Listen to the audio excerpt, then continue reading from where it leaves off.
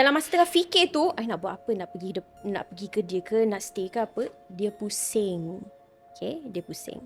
Barulah I nampak muka dia. Dia pusing. Dia pusing. Huh. Dia pusing. Okay, so I punya yang I nampak perempuan, I rasa dia Cina sebab look dia macam Cina, mata sepet, cantik putih. Dress dia, I tak ingat dress warna apa, tapi I tahu dia bukan macam dress yang gown, bukan. Dia macam fitted dress lah. You bayangkan Cheongsam lah. Dia macam pakai Cheongsam macam tu. But she's not alone. Bila I nampak tangan dia, dia tengah gendong seekor ular hitam, Safwan. Ular hitam besar dia macam kalau anaconda besar sangat. Dia macam ular sawah yang besar. Without wasting time, dia jalan ke I. Sambil gendong ular hitam tu. Dah tak tahu nak buat apa dah. I just macam, ya Allah, just let it be lah. Aku tak tahulah ni mati ke apa ni, tak tahulah.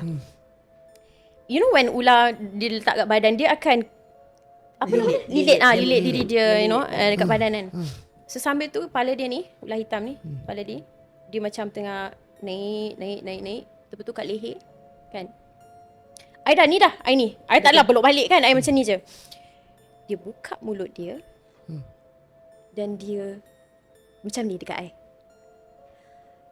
I ingatkan I dah nak mati dah, memang nak gigit lah ni. Tapi I rasa that perempuan Cina tu, I panggil dia perempuan Cina lah. Perempuan Cina tu, I rasa she saw my reaction. Sebab I macam tu kan.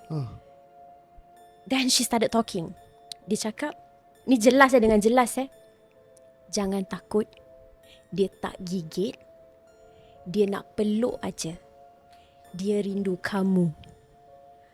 It's exactly what she said. Bila I dah macam ni kan, right after she said that, the next time I blink mata I dah kat dalam bilik I. Macam movie kan, people would think that I'm crazy or something. Bukan mimpi lah pasti. Bukan mimpi guys.